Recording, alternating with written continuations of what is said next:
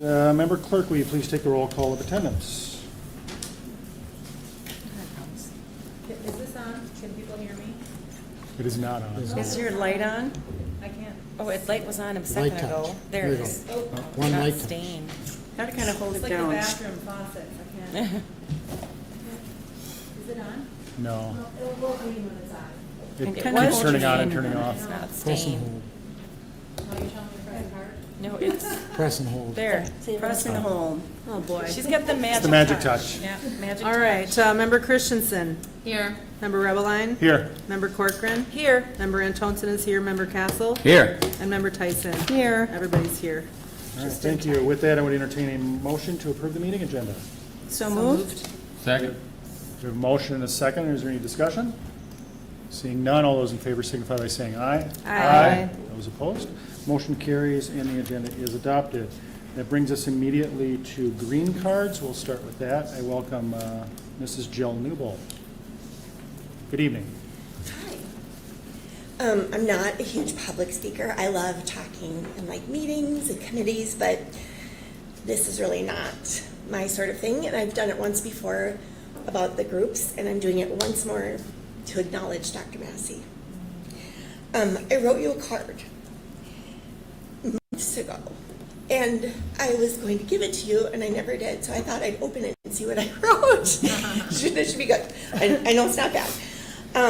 But I met you on a bus when Drew was in kindergarten, and so I've known you probably for the longest time. Maybe not of everybody, but I appreciate you more than you could know. And I'm just going to read what I had wrote because I don't want to double say it.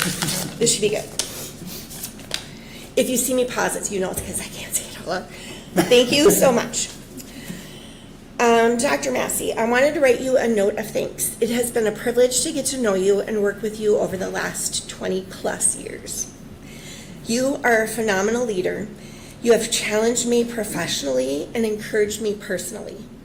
You are such an asset to this district, and I can't wait to see what the next 9 months bring. So it must have been 9 months ago. So I just wanted to tell you publicly how much you have touched my life, and I'm so excited to follow you and see what you do in the future. You deserve all of the best.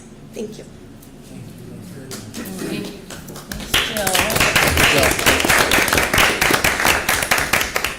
Thank you, Jill, and that's actually a really good opportunity for me to mention. We do have the green card rules. You have to tie things back to the agenda, but we've got a couple of unique situations coming up over the next couple of meetings.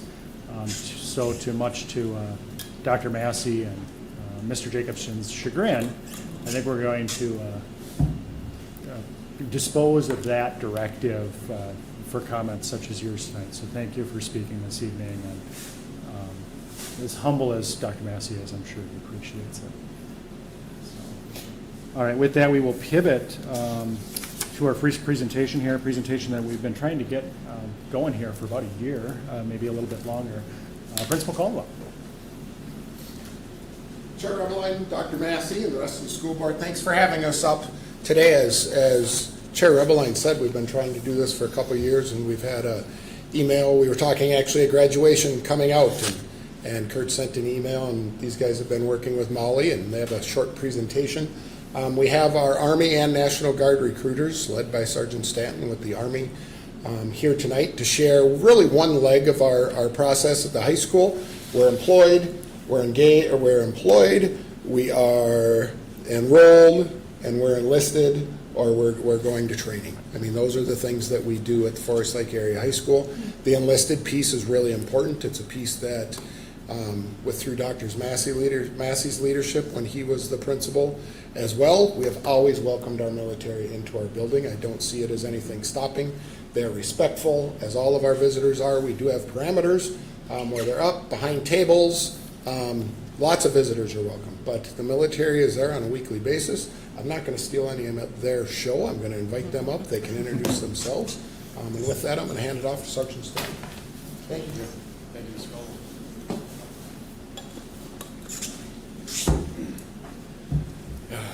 Superintendent Massey, members of the board, thank you for having us here today, and thank you, Principal Caldwell, for also giving us that wonderful introduction.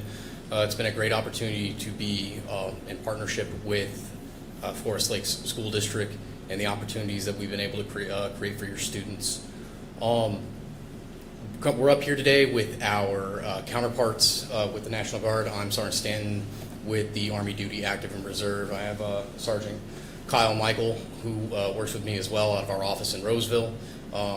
Sergeant Quigley is the National Guard representative that covers this part of the school. Private Brown, you are a graduate of Forest Lake High School. So we wanted to come here today and highlight how much success and how much value added that Forest Lake students have added to our Army particularly, and the military in general. With that being said, I had the opportunity to meet with Ms. Molly Bonnet, the College and Career Counselor, today to kind of discuss our end of the year little hot wash, little after action review that we do, just to say, hey, what was good, what was bad, what do you need more of, how can we be more supportive to the community, how can we be more supportive to the school, being able to highlight the national assets that we were able to bring. I don't know if the presentation that had some wonderful pictures of us being able to bring our semi-truck trailers and some of our previous future soldiers who've gone off and are in their enlisted careers, their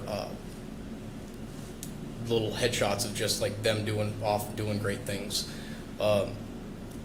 Speaking a little bit more specific to just some of the opportunities that we've done this year, I know that Sergeant Quigley will be able to speak on here in just a second a little bit about the classroom presentations and kind of give you like what that entails.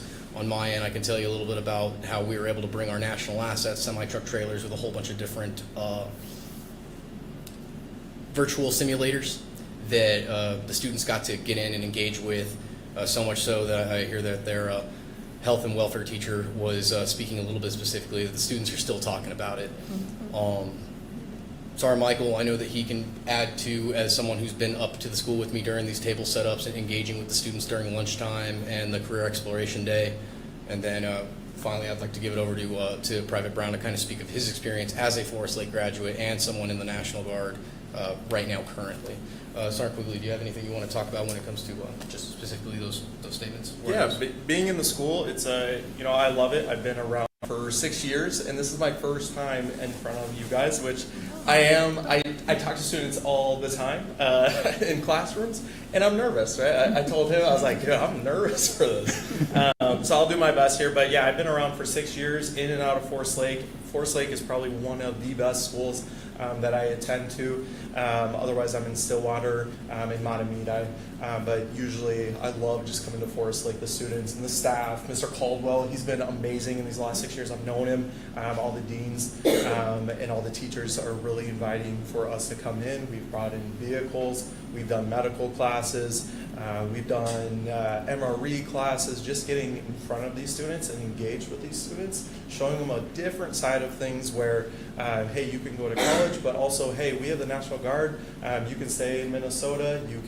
We're all friends and family here as you walk around the streets. I live up in Chisago, so it's very close to home for me, but I love the opportunity of being in the schools, and I thank you. If you guys are a part of that decision, thank you.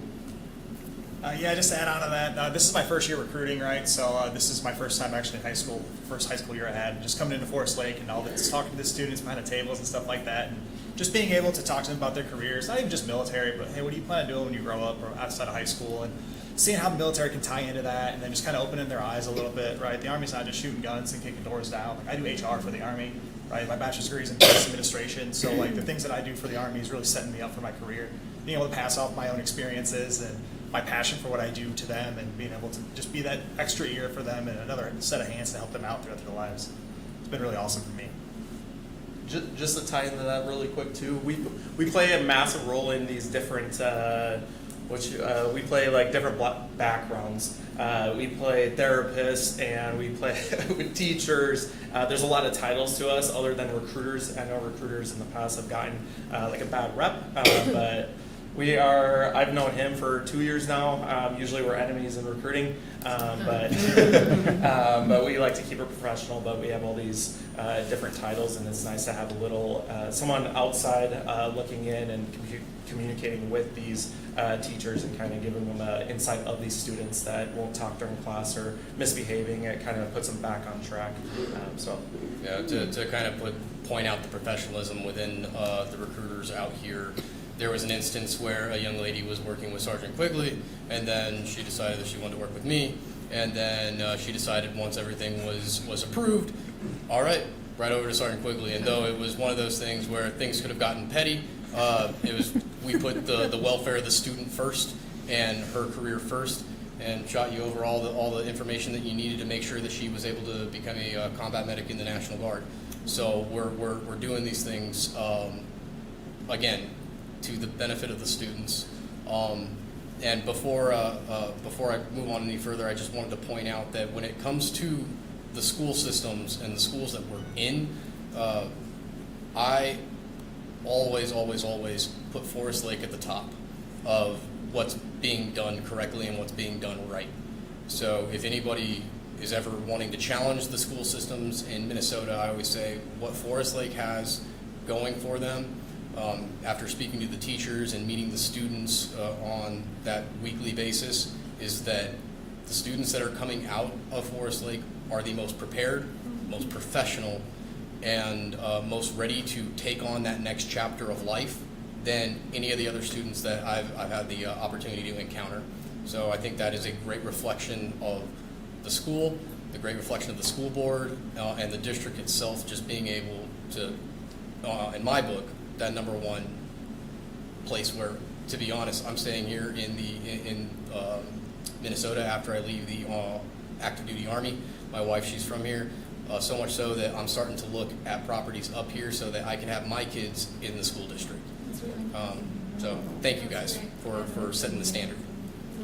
Thank you. Pass it off. What's the grad talk? Yeah, so I'll let PFC Brown here kind of speak to his experience. So feel free to introduce yourself as a grad and who you are and what you do. So I'm a grad from Forest Lake. I graduated last year of 2025. Military really wasn't in my cards until my senior year. Sergeant Quigley came into my class, doing a presentation. And unlike most recruiters, he wasn't really pushy about it. He's like, just listen to the presentation, hear me out. This could be a good career opportunity. Maybe it's not something you're looking at, but just listen. I listened to Sergeant Quigley. He gave me and my class some good information about it.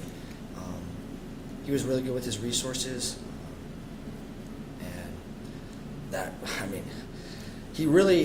the biggest thing I think that helped me understand was how personable Sergeant Quigley was. And he was truthful, very truthful. He doesn't say anything BS. He doesn't lie. He doesn't do any of that. He tells you what it is straight up. And I'm sure Sergeant Stanton's the same way. And I think the Guard is actually, you'd be surprised how many opportunities and doors it tends to open. You don't really hear about it much, but the military, you have to be smart. Definitely if you want to go to the college. For me right now, I'm going to go to college, and to use the benefits, I have to get a B or above. I can't get anything less, or else I have to pay out of pocket. And so the military really is about making sure you can go where you want to be. Right now, I'm actually going to go to college to get my bachelor's degree in criminal justice to become a police officer while I'm not drilling on the weekends or doing my annual training during the summer. And that's just one of the doors that the Army is actually, the National Guard is opened up just for me. And they're always informative about the careers you can go. It's never, oh, hey, there's just this one career, you fit right here. with the ASVAB, it truly gives you an understanding of where you could go and where you could belong. And I definitely think for some people where home situation isn't the best, especially as a high school student, and you want to go somewhere, the Army and the National Guard gives you a family that you didn't know you had. And they truthfully, they've helped me out a lot. I'll leave it there. A lot. I'm actually military police right now, so I'm 31 Bravo. And you are a qualified federal police officer, or how much, what do you have? So I already have, so for the bachelor's degree, I technically don't have to do the skills program because I'm military police, so that takes off a whole year. And I've already got some college credits done through Forest Lake, actually, being able to do PSEO and given the time. They're really good with that, definitely giving time to high school students by getting PSEO done. I'll say this, I used to be about 300 pounds, and the military, they shaped me up. Trust me, I used to look like a circle. Dedication from this kid. Wow, you can tell from Oh, thank you. So you graduated 12 months ago, Yes. and you're working on your bachelor's program for criminal justice to be in law enforcement, and you're already working as an MP? Yes, sir. That is very impressive. And 19 now? Yes. 19. Yeah. Wow. And then I'll highlight that some of these other paths, and that's just specifically a law enforcement path that's possible. We have medical pathways, we have trades pathways is a real huge one. Obviously, we do have the combat kind of stuff, right? I like to describe myself as a typical substandard infantryman. I am your kick in doors and jump out of planes kind of guy.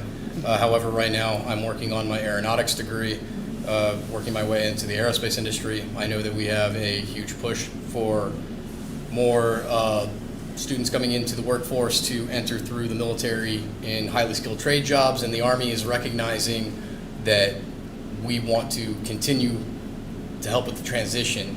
So setting up with apprenticeship programs and other pays, we have programs called PAYS and programs called P3, where we're essentially setting people up with job interviews at companies of their choosing as they're exiting the military. So I love to tell everyone the military doesn't have to be Plan A, Plan B, or Plan C. We are here to help supplement Plan A, Plan B, and Plan C. Yeah, it really can be a platform to do really whatever you want to do afterwards. And especially working with us, specifically about us in the National Guard, is you get to pick your job coming into it, right? So you want to be an MP, and that's all you want to do, and you work with one of us, you just sit there and wait till MP pops up, and you sign for that exact job, right? There's no tricking you that, oh, gotcha, you're infantry or anything like that.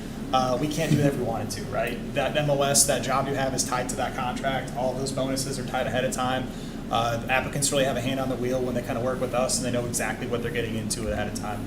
And we have a bunch of experience just in the military in general, right? Our office alone has over 100 years of experience in the Army, so we definitely have some insight. We can guide whichever way we need to. Yeah, and just one last thing. I don't know if you guys talk to other school board members or for different districts. It'd be really nice for someone to see how it works for us coming into schools, because, like I said earlier, Forest Lake's probably one of the best. Mr. Caldwell, one of the best principals I've seen. Molly Bennett, they're just very inviting, and it's there is that little thing that everyone's like, oh, I don't want to join because I don't want to die, and it's the military. So I think little misconceptions here and there, but if we get more access to schools, Forest Lake is just one of the best schools. So, but if we can voice that to any other school boards, like I said, I don't know how it works. So that would be amazing though if it does work like that. Is it an opportunity? Can I open up to questions or anything like that? Absolutely. If anybody has questions, we'd love to answer them. Yeah, Member Antonsen. Well, it's actually for PFC Brown, because you just recently graduated. When I was looking through the links that you sent us in the email, the March to Success, I thought that was really Yes. amazing. I didn't get very far in there because I was like, oh, my son needs to be home. I wanted him to take a look at that. Did you utilize that at all when you were in high school, that online learning platform for any of their So education? I mean, you were obviously in PSEO classes, maybe you didn't feel we necessarily need it. Yeah, for National Guard reasons, they do offer that, but where I was at, I was already through about my half of the school year. Okay. So I wasn't able to use it, but Okay. it's always available to anybody who wants to. Okay, And right now, I can use those. I have. okay, The unit I'm with right now, they try to push heavy on getting your educational benefits and using them and going to college. Yeah. Just this last drill weekend, we actually had a presentation on how to get your educational benefits, like state tuition reimbursement or state tuition assistance. okay. And one of the requirements to join the military ed is you have to pass an ASVAB. So the ASVAB is just kind of a standardized test. It's mostly algebra, a lot of different fundamental reading and writing, things like that. It's also one of the biggest hurdles that applicants have to get over, right? It's kind of the biggest problem that we have as recruiters is we'll find someone who's interested enough and they really want to do it, but they just can't pass that ASVAB. And there really isn't a big correlation. We've had recent high school grads come in and they can't pass it. We've had kids that are currently enrolled in college and they still can't pass it. March to Success is one of the programs that we use to teach them specifically what the ASVAB is about and what is on it, right? There's people in our office just walk-ins alone. I think I pulled up the numbers the other day. It was out of 703 practice tests that we've done, it was 40% pass rate. So it really has been just the biggest problem with us. And then that's why talking to schools and school boards and things like that, this is really important for us because that's something that we can fix in the future. Kids come out of high school and they know how to do some algebra. They know how to actually pass that ASVAB. To give kind of a representation of what the ASVAB would translate to, the passing score of 31 is considered below average on an SAT. So 60% of the students 60% of the people that walk into our office and take the test are failing it. So to kind of put that into perspective. Keep going, I don't want to interrupt you. Yeah. but Oh, no. So I was I was just trying to paint the picture right. of what's one of our hurdles. March Yeah. to Success is the first tool that we use that directly addresses SATs, ACTs, and ASVABs. And is this, so one of my other questions is how, like it said, high school math and verbal skills, okay? So I just picked that one to look at. Yes. Do they have a timeline? I mean, I get it that it's individualized for each student based on their entry.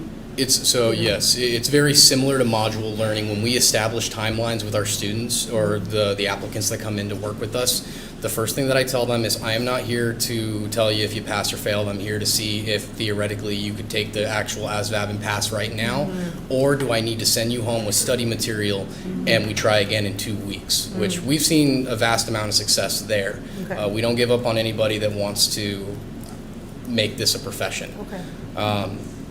One of the reasons why I'm so I'm trying to get the word out there about March to Success as much as I am, because it's not just for the ASVAB, it's also for the SATs, it's for the ACTs, Yes. and it's a free tool Yeah. that everyone can use. Right. I thought it was just amazing, so I wanted to talk about it tonight and make sure people know. Wonderful. Well, I'd like to add on to that question before we move on to others. I know of a specific student who had aspirations very similar to Private Brown's. He wanted to come in, work as an MP, later in life join private law enforcement. Essentially that exact same path. Not a Forest Lake graduate, I'll preface that, was unable to pass the ASVAB. And from what I understand now, has moved on, and that's just no longer a career path that he's thinking of taking. If he were to connect with you, is that something you'd be able to help him with? Even though he graduated, he's probably the same age as Private Brown, he graduated a year or two ago. Absolutely. Is that still an opportunity for him? Absolutely. Yeah, if that's the Okay. only hurdle, is just passing the ASVAB. Yeah, no, you can join the Army. As far as I understand, yeah. Yeah, no, absolutely. And then we, the practice tests in our office, you can take that, you can take 100 of them. There's no limit to it, right? We have multiple people that will show up every week and take that test, and we're just looking for improvement. We work with a lot of applicants for long periods of time if they can't get over that hurdle, and I have different ASVAB books too that I did some printouts for and let different reading and writing. We'll sit there and talk to them. We're not teachers, so we can't sit there and tutor. Technically by regulation, we're not allowed to tutor. So we are kind of Encouragement. But we do our best. we do a lot of encouragement. Yeah. Yeah. Yes, so first of all, thank you for being here. I was really excited to meet you guys and see you tonight. I wanted to personally say hello to everybody. But it sounds so good to me for you to validate what we know about our district, right? That we have been on this upward trajectory, that the vision of our Superintendent Massey and the work of our Principal, Mr. Caldwell, have brought to our students is you guys. And I love how you talk about the relationships. We know how important that is, and it sounds like you guys bring a lot of work to that relationship piece. You know them. You talked about how you switched off somebody that wanted to switch off, and you know, it's all of that, making the students comfortable and understanding what the program is and what it's all about. And how valuable is that? I've had 2 nephews that have been in the National Guard to get your undergrad and to be able to go on to that higher ed piece. I mean, that's really a huge benefit and a huge factor. So one thing I wanted to ask was, when you first start going into classrooms, how do you gauge who's interested and who's maybe on the fence, and how do you get them through that process of being comfortable to make that final decision? Yeah, I mean, I can speak on it. I do a lot of classroom visits, and that's where a majority of students, I know this year that graduated, we had 11 sign up for the National Guard, and I think for the ASVAB piece, I think only 1 of them failed. So it's on the up and up for the ASVAB, which is good. Gauging kind of the interest, we go through the class itself.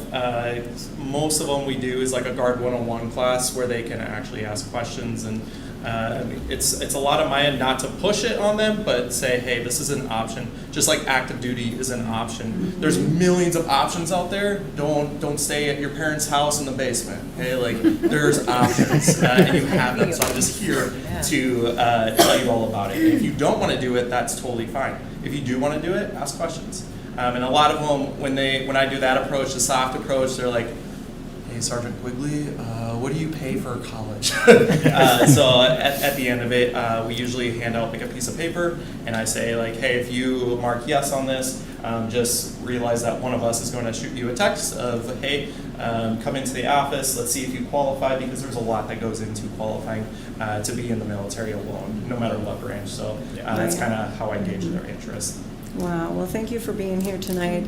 That test does sound very rigorous. And that talk about algebra, just kind of like, ooh, brings back.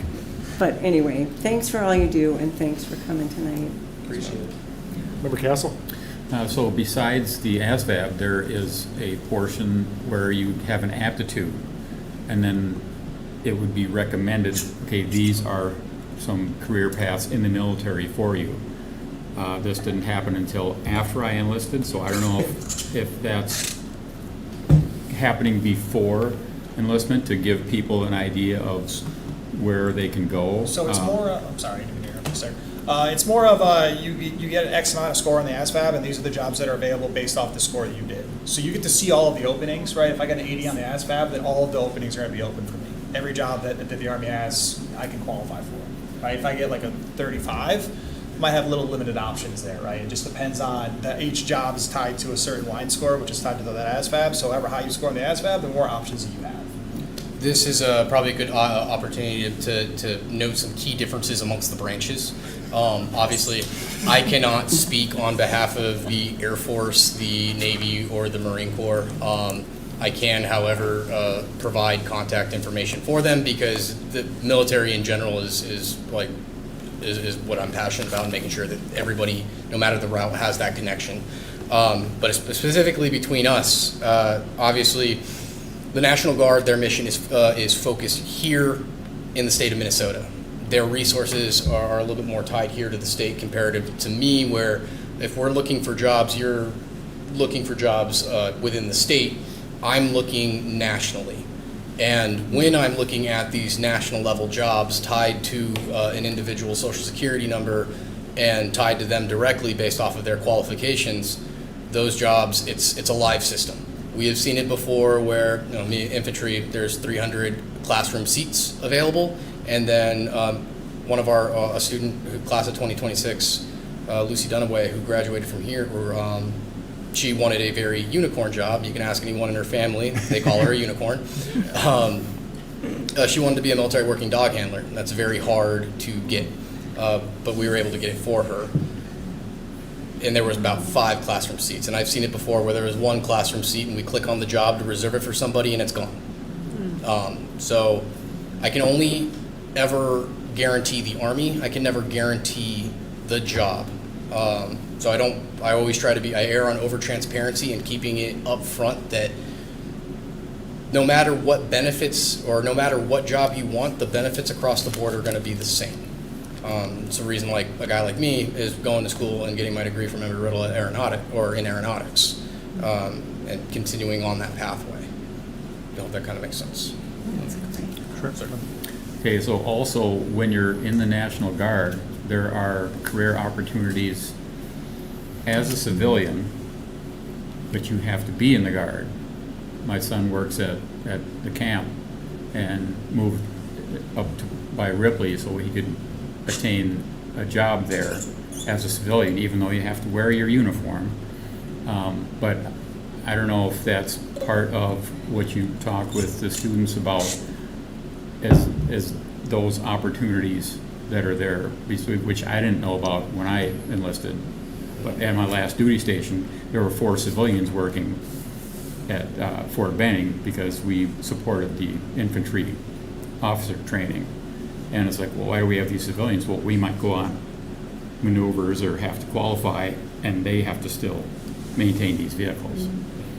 Yeah, that's definitely a good opportunity. And to be blunt, the National Guard has a program. It's called Active Guard Reserve. So you're wearing that uniform, but you're getting paid like you are active duty.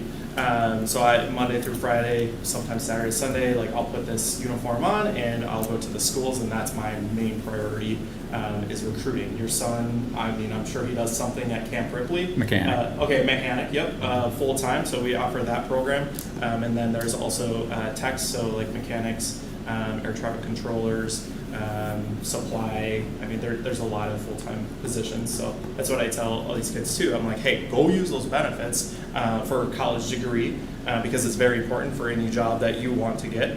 Otherwise, like you'll probably be at McDonald's or some lower-end job, which is still fine too if that's what you want to do. But those benefits are there for the grasp of you just taking them. Same thing with active duty. They're there, so go get that college degree. If anything, you can fall back on the Guard. That's what I did. When COVID and all that happened, I was just like, okay, well, let me, I was going to be a police officer, and then I was like, okay, let me see what the Guard has to offer. And that's how I've been here for 6 years and live up in Chisago, and I'll probably continue to do that because I love this job. So. We don't usually lead with the AGR opportunities because they are a little bit more competitive, especially to our entry-level soldiers. So again, erring on over transparency and trying to paint a realistic picture to the kids that want to come into the military is just being, if you want to go full-time Army, we usually recommend go full-time Army. Yeah. No, go ahead. But we recommend go full-time Army. If you are looking at a school out of state and you want to go part-time, go reserves. If you're looking at going to an in-state school, go National Guard. That's where things make more sense. And we try to guide people in the best direction possible. I have a question for Private Brown. Were you in some of the medical classes, Tracy Johnson? Yeah. Yes, I was. Yeah, he looks super familiar. So maybe talk about that a little bit, like how was your classes being taught, with our medical classes right here in the high school, like how did that help you? Do you already have some certifications coming out of that class? Maybe. Yeah, so I actually have my EMT certification, and that actually would help for the field medic position, I believe for both active and Guard. It actually cuts down, so when you go through military training, you go through basic and you go through AIT, which is just more training on your actual job. Mm-hmm. So for if you want to go the field medic route, that college class for EMT would actually cut down, I believe, 7 weeks of your. Cuts in half. Yeah, A lot of Tracy's students. Yeah, that's what. Yeah, I mean, I've enlisted both of her sons. Oh, good. I mean, she loves us. She loves us, coming in. And I think, have you been? Yeah, and then we had Miss Jodie Foster. Yeah. One of her sons, he went the active duty route. Yeah. So, and he was doing really good. I think he went to a couple of advanced schools and was just, top the class and everything he was doing for us. Oh, that's wonderful. That's a great connection, yeah. Well, great. I got a couple of questions here, but first I want to thank all of you for your service. I should have started with that, but thank you for everything that you do for our communities, for our country, and for our students. It's really commendable, and I'm super glad we got you in here. We've been talking about it for a while. So one thing that I'd love to hear a little bit more about, and you talked about this a little bit, but the various leadership paths this opens for our students. I mean, you graduate from high school, you're kind of low man on the totem pole. How do the supports from the military help you gain those skills? Yeah, absolutely, sir. I born and raised in a real small town in Iowa. Didn't really want to go to college. Didn't really want to stay in that town either, so I decided to join the Army. Didn't like it right away, right? It's kind of tough. It was a challenge, being away from mom and dad and things like that. I was getting ready to get out, and then the Army said, "Do you want to go to Germany?" And I was like, "Yeah, I'll go to Germany. That sounds okay." And then I went to Germany, and my second duty assignment was when I really started getting good at it, right? Something kind of clicked in my head, and I really started to pay attention to what I was doing. But what really drew my passion to it more wasn't about what I was doing anymore. It was about what my soldiers were doing at that point, right? I've taught people how to drive cars, how to do their taxes, just how to just really been a major part of their lives, right? And most of my soldiers to this day I still talk to. That leadership aspect, that's literally why I keep doing this today. It's kind of like I've always loved sports, I just never was any good at them. But that player-coach mentality and that teamwork that we've already talked about, that brotherhood that is the Army, is very much real, right? And it's very much, it starts from that leadership position and it goes all the way down to the bottom. So being that person, I joined as an E1. I'm an E7 now. It only goes to E9, so I'm working my way up. We'll get there.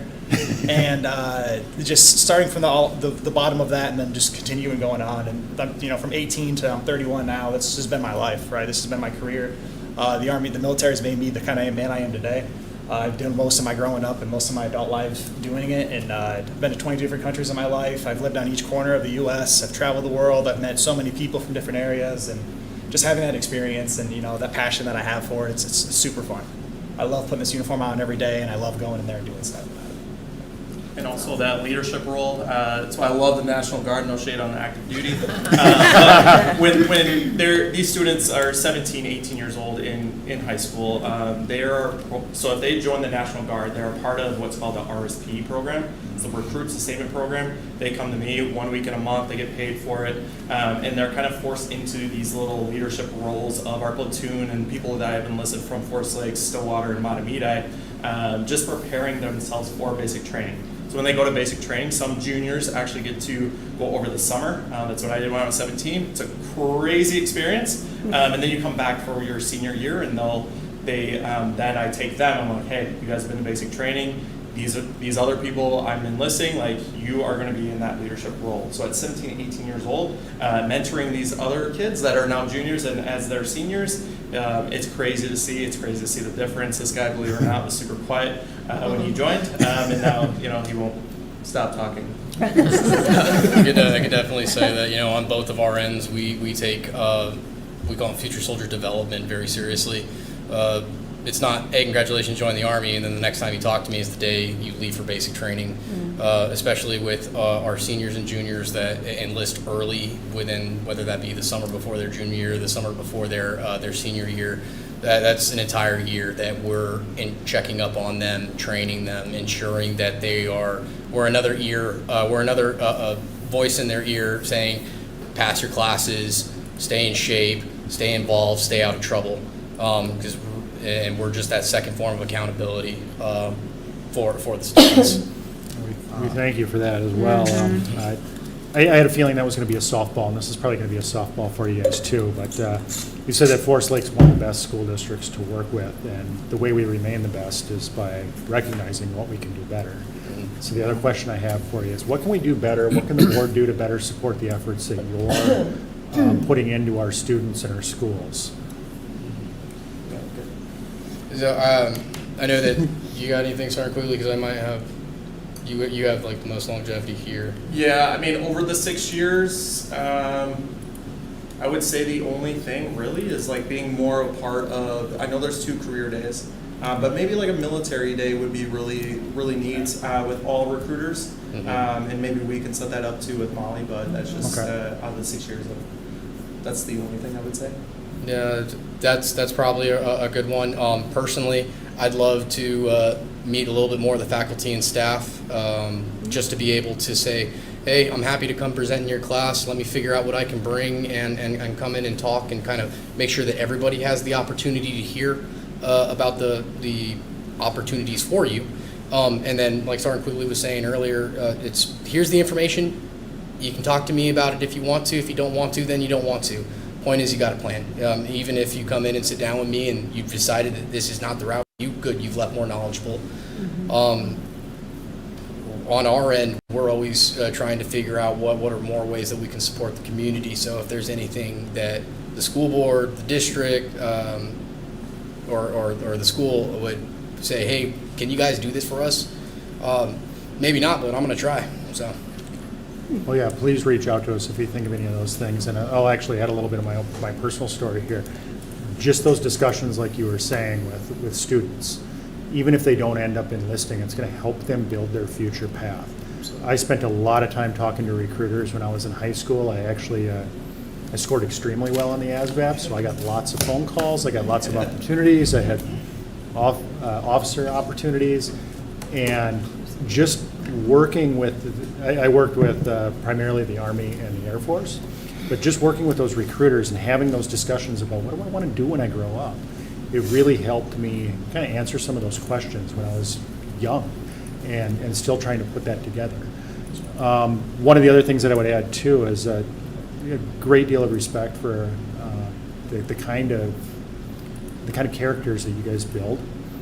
Especially with our students, and when I'm looking at staffing or hiring, I always look at former military, because they come highly trained, they come with a great work ethic, they know how to learn on the fly, they're not intimidated by stress and just kind of the minutia. They understand how to work through the minutia.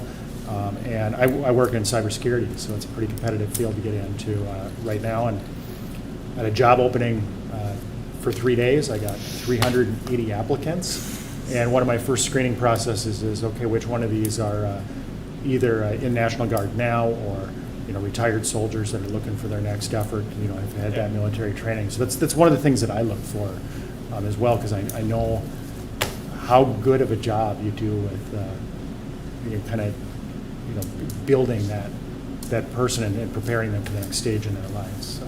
Yes, sir. Member Tyson. Yeah, Sorry. so this is just a statistical question. If you don't know it, that's fine. You've been standing for a long time. I want to pull up a chair for you. We are very used to standing. That's okay. So how many students from Forest Lake have you integrated into your program, like in the last year? This or last 2 years? This last year, I can speak specifically that the Army Active Duty and Reserves has enlisted five soldiers into the class of from the class of 2026. Year prior to that, I want to say at least 5, and the year before that, at least 4 or 5. So there's about 5 students a year on the Army Active Duty side or reserves that are enlisting. We have a few more in the process right now. Okay. And then this year, he's got his smirk on. Yeah, I was surprised he showed up to graduation, honestly. But yeah, I mean, usually the National Guard does really well. Yeah, this year we got 11. I would say I was doing some of the math. I was trying to see who was from Forest Lake. Over the 6 years I've been here, Okay. we have over 55 students. Wow. That's great that you had that in.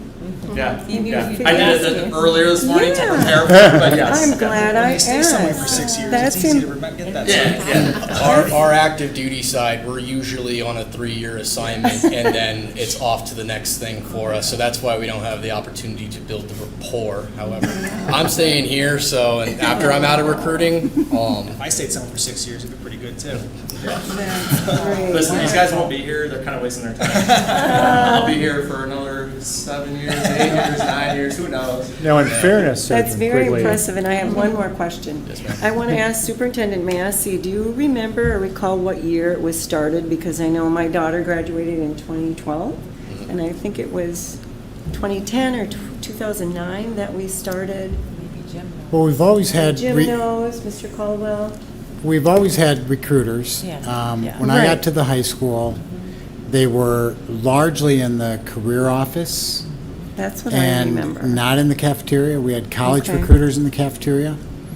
And it was clear to me that this is a viable option for our kids. We need to present them equally with the college 1-year, 2-year, 4-year options.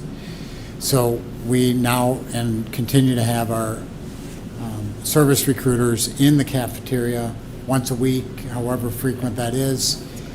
We ask all of our recruiters to stay behind the table so they're not interfering with kids' I'm not good lunchtime. at that.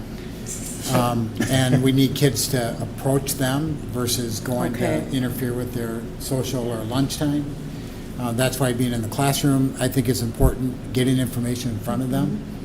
I love the transparency, the being really upfront with kids, being approachable, kids coming to you with questions versus any sense that we're forcing this. We wouldn't force college, we wouldn't force 1-year, 2-year, 4-year, or the military. It's got to be a fit, and you present in a way that where kids can see themselves in these services, and then you hold them by the hand and you get them involved. So, yeah, access to our kids in the cafeteria, I think, is really important. And thank you. Another piece of legacy you're leaving behind as you go, and I so appreciate all your work in this area with the military. Member Corcoran? No, I haven't said anything yet, but thank you for being here. I guess I'm the quiet one tonight. I just want to thank you for your service. You can see how much you guys have really embraced this role, and I'm just so appreciative you're serving our country and serving our students and doing what's best for kids and giving them that opportunity to grow to future leaders. That's exciting. I guess that's what I was going to say. And I do like the idea of having the recruit, like having all the military come as instead of intermingling with the college recruit. I think that would be a great idea. And also I want to talk about graduation, how the kids that are going in the military have it on their stoles when they walk up with these huge smiles. And they're always just so excited, and it's great to see they're so proud to be going into the military. So that is a great thing I think we've added over the years. I don't know when that started, but that is always really powerful for me to see.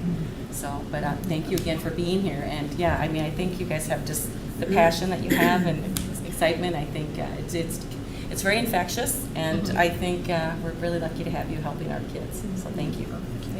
Thank you. And thank you, Sergeant Stanton, for inviting Sergeant Quigley despite the friendly There's a little competition. We had a long talk about it beforehand, but we figured it would be nice to let him in. It was, We had a long talk about it. it was a good idea. Thank you all for having us.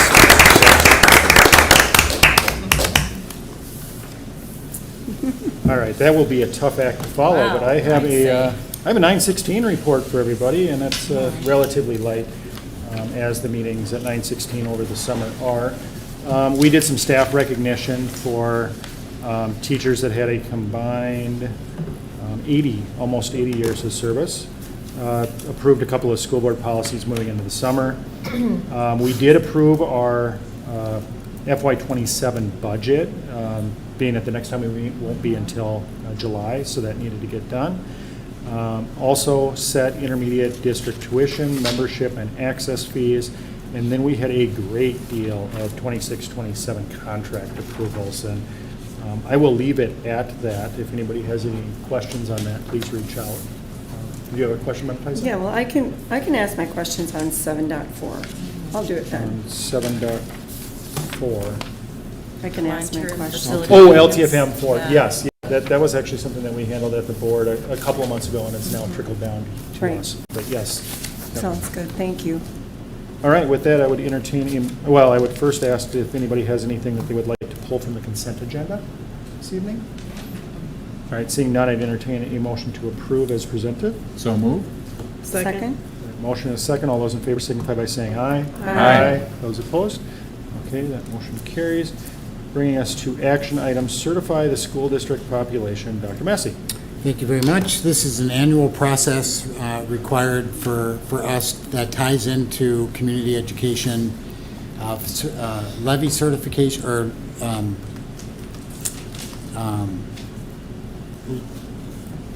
what am I looking for, Corey? Levy funding, thank you very much for that. So obviously, the levy through the community ed is tied to this number. We get the number from the state demographer that's corroborated by our own census folks. ultimately, we get the number from the state demographer, and the state demographer sets it, yet the board needs to approve that number that you see in your packet. So with that, administration would recommend your approval. So move to approve? Second? We have a motion and a second. Is there any discussion on this item? All right, seeing none, all those in favor signify by saying aye. Aye. Those opposed? Okay, that motion carries. Bringing us back to the fund balance policy 1714. This was a policy that was recommended to us by our auditor. I believe this is now the third meeting. We had a first reading, we had a second meeting where we had action. In the last meeting, we had a motion to strike section 10, postponed until this evening. So unless we'd like to move into some general discussion before that, we can bring that motion before the board. All right, seeing no desire to have general discussion, we'll bring the motion to strike section 10 back to the board, or back to the table this evening. Oh, so I should have said yes. Oh, do you have general? Well, I wanted to say a few things. Oh, well then, Can- let's can I roll do back, that? and we'll allow for some general discussion Okay. first. So Okay. Member Corcoran. Okay. So I just wanted to say, I actually wrote some things down this time. He said, as an accountant, I believe in the fund balance policy. It's important, our auditors want it, and I do agree with most of the policy. And the part that I have trouble with, of course, is that the remediation piece. And that's why I'm hoping to strike it. Like I said, I'm more willing to possibly move it. I feel like our roles as board members are more than just fiscal responsibility. We're in charge of education, and our whole role as school board members is a part of our role, but we're also in charge of students' achievement and things like that. So it's like you're trying to put it in parts, and I believe it should probably be in another policy. Whether I agree with it, I don't agree with the whole thing, but I'm willing to possibly move it to another policy as our duties and roles as school board members. I don't believe it belongs in this policy. It's just, like I said, it's cutting up our whole role. We have more than just the fiscal piece.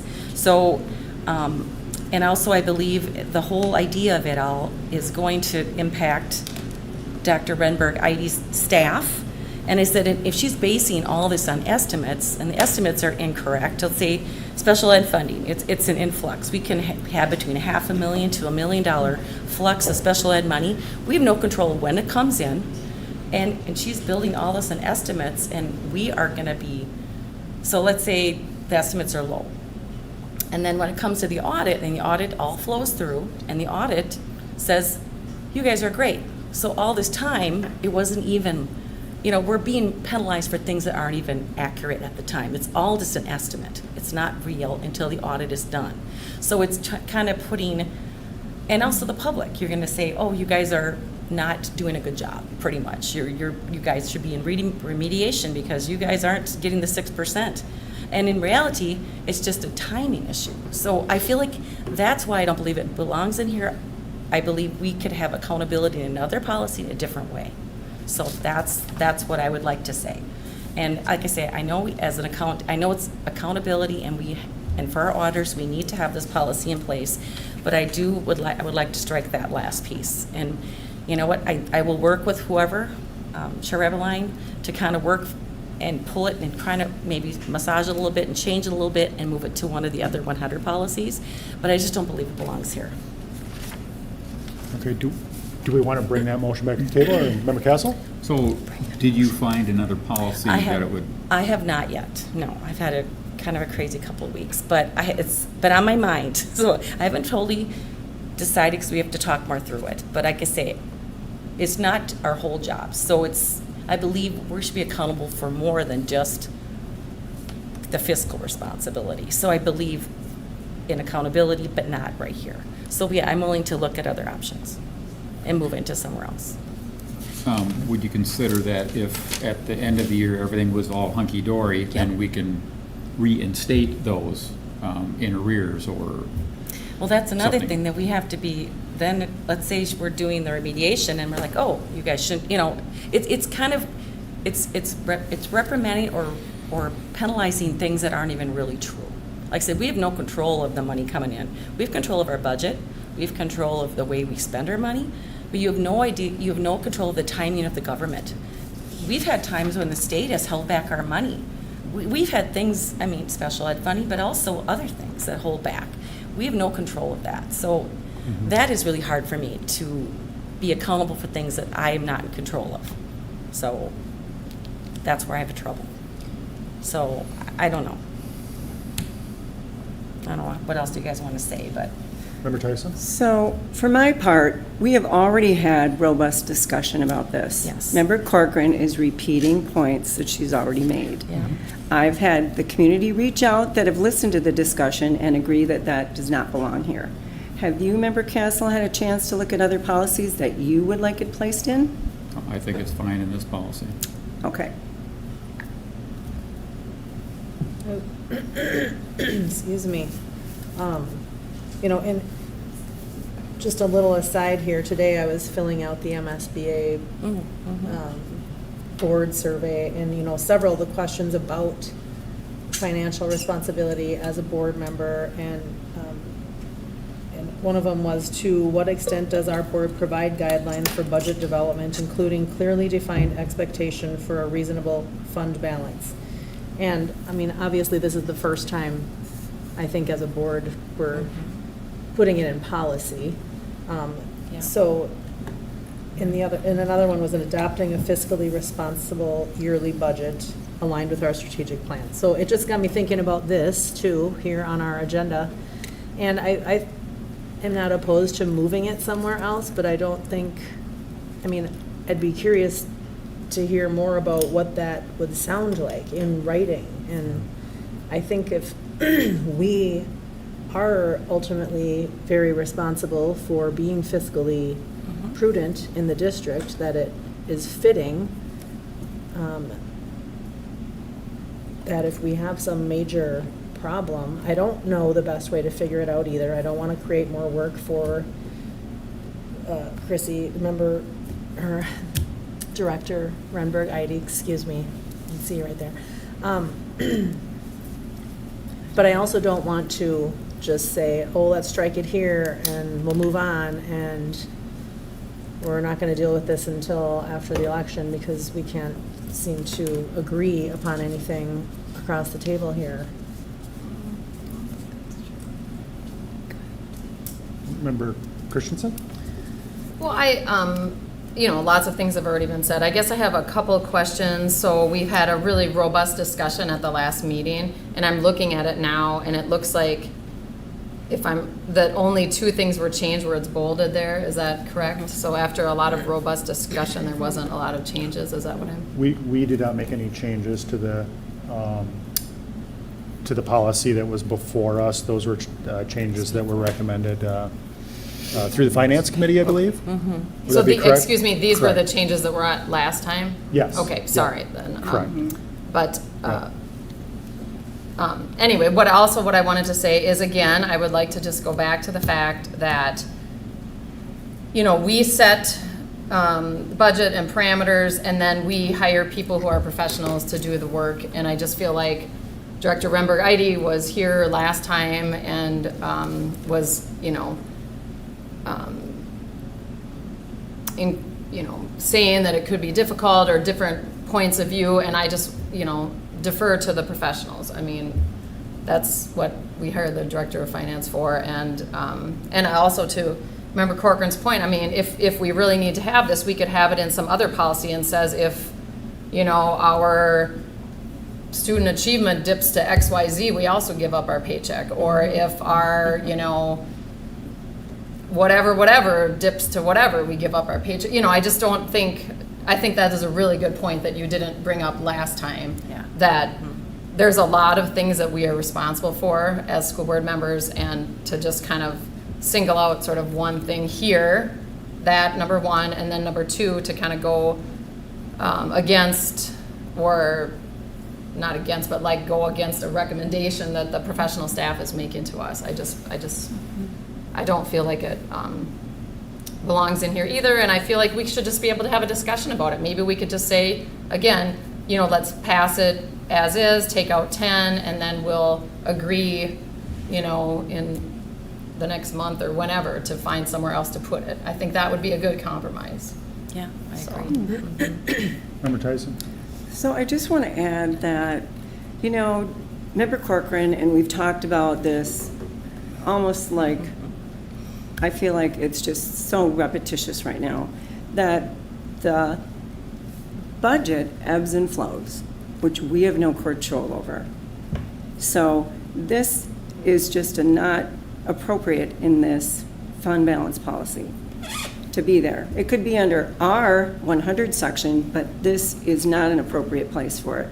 The other thing I think, and what I'm hearing from the community, is here's a policy that we need, right? Because it's been mandated to have it, and we have it. They've worked on it for months and months. It's come before us 3 times now. People are not wanting the policies having stuff inserted by a select few on the board. They're tired of it. We went through a number of policies where things were inserted, put in.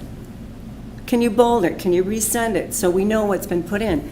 It's another example. People, the community is tired of it. And here we're wasting our breath after we've had robust discussions going on and on about this, compromising, a accountant, a controller. It's like, I'm done. So I call for the vote. We don't have a motion on the table at the moment. Well, I make a motion to call for the vote for 7.2.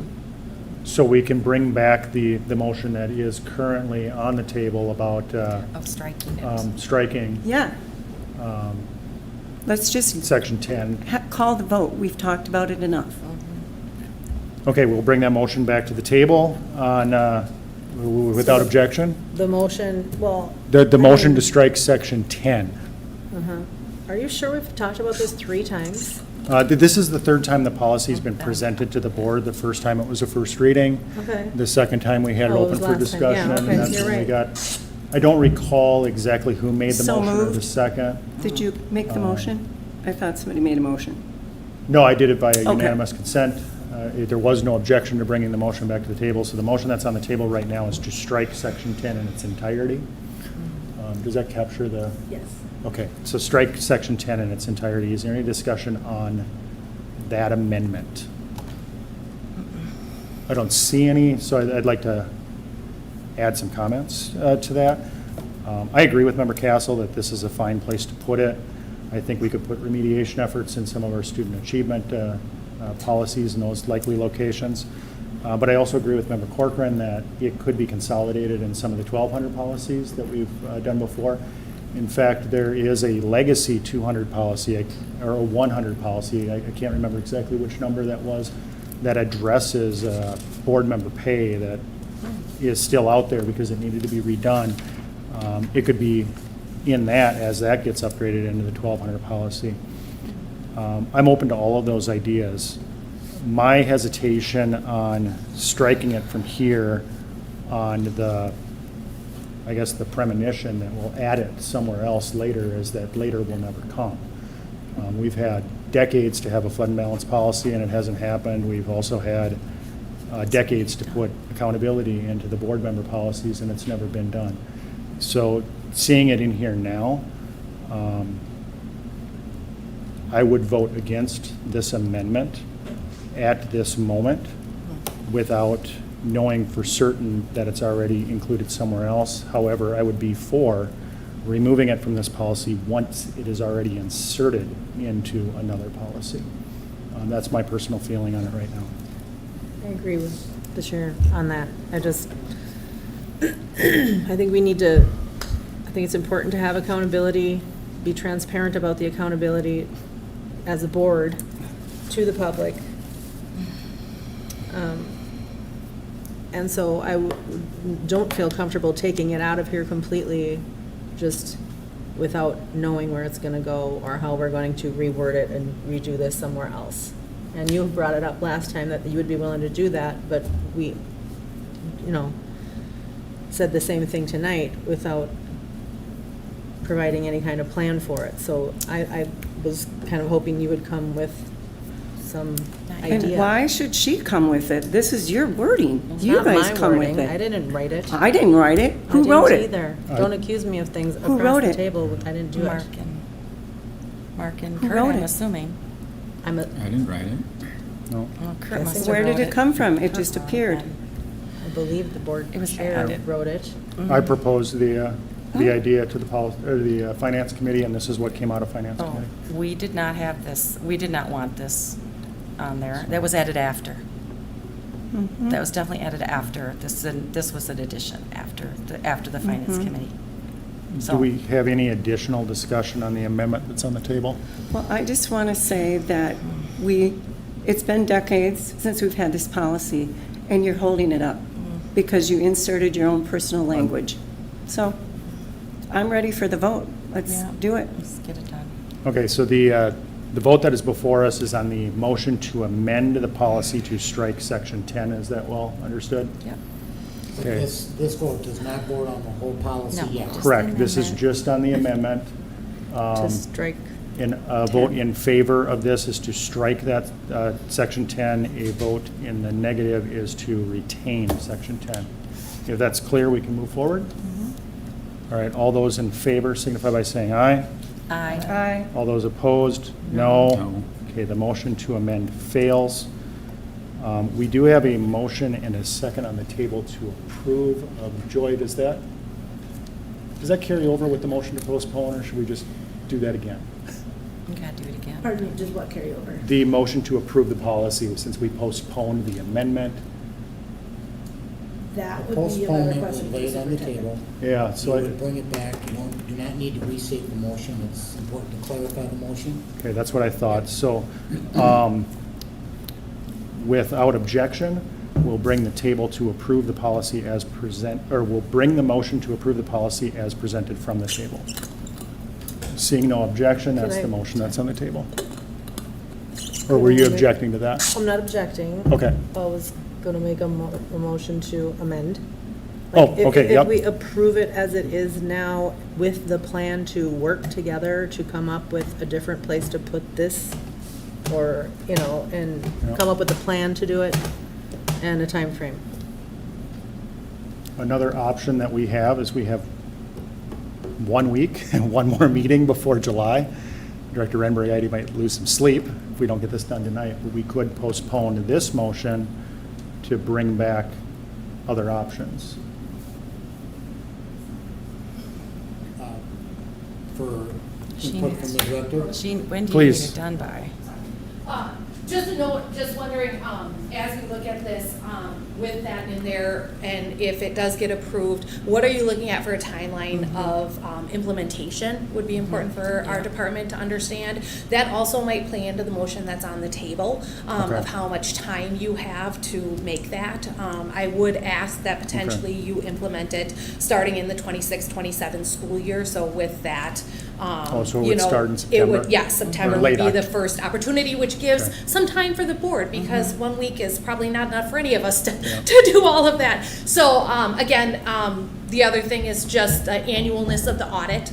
Just again, that idea that it is a projection, until it's final. And so this quarterly, is there any wording that could go along with that? Gives us a little more time just to talk about it. But that's just And, a well, question. I'm glad you brought that up, and if you wouldn't mind staying there, because I might have some questions here.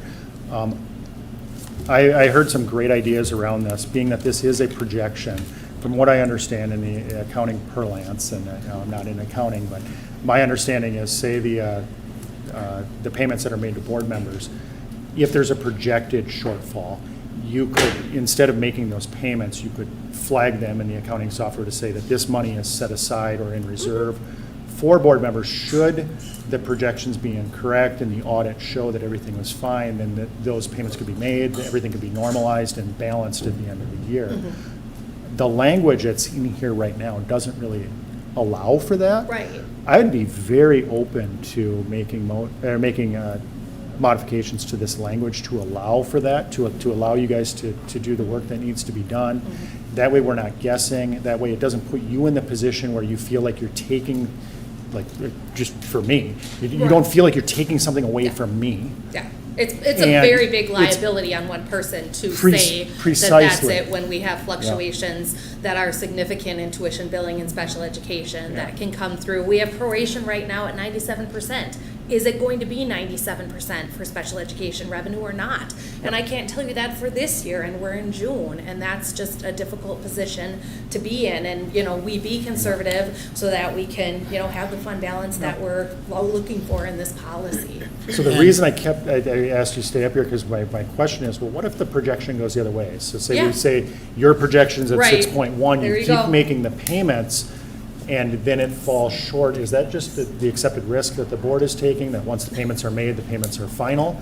And if that's the case, we would want to add language into the policy here, just to give everybody the assurances, including the public, that this is just the way it's going to work. If there's a projected shortfall, we're going to kind of defer our payment until we know for sure whether or not that was a shortfall. Is there the ability genuinely to get back to, why I raised my hand to come up is, you know, can we make it effective the 26th, you know, the punitive part of it, the 26th, you know, 27, and the rest goes in effect now. We sure up these items, you know, to make the final policy before September. And then the more we talk about this, at least personally, is I feel that it would be in order to postpone action on this at least until next week. So we can talk about some of these ideas, maybe insert some of this language, have some of these direct discussions with Director Emberg-Eide and plan for these contingencies and these timings so that all of this can land at the right, in the right timing, in the right place, and we can still meet the intent. I'm not sure what you're talking about. Could you explain timelines and things land in the right place? What do you mean, Board Chair? If we move forward on this policy tonight, Right. And It- you heard clearly as- what she asked. as- That we approve the fund balance policy and work on 10 after. but she needs clarity, like if we approved this now as it's written, it would not provide Director Emberg-Eide with the clarity to move forward, other than it's enforced tomorrow morning. I was going off Tessa's thing of Yeah. approving it with the caveat that we would work on it in the quarter. next month. Like, yes, Right. that was an Yeah. important part of that Yeah. recommendation. Timeline. But again, if we make it not effective until that time, the punitive part not effective till that time, that does give us the time. Which we could do, we could Do amend the it. motion that's currently on the table to just add an effective date Correct. of Yes. September 1st. That effective, yeah. Or alternatively, we could postpone action on this Either one. motion tonight to next week, so we can add some of the language in there, and we could still have it effective on a certain date Yeah. as well to help you out. Tomorrow, we'll work through the packet and everything. Tomorrow's the holiday, and then we'll be back in the office on Monday. So we'll have to, I just think about the timing. We'll be when on we a talk fast about timeline. How long people will have to digest it and other It- things. it'll be quick. It's a short week.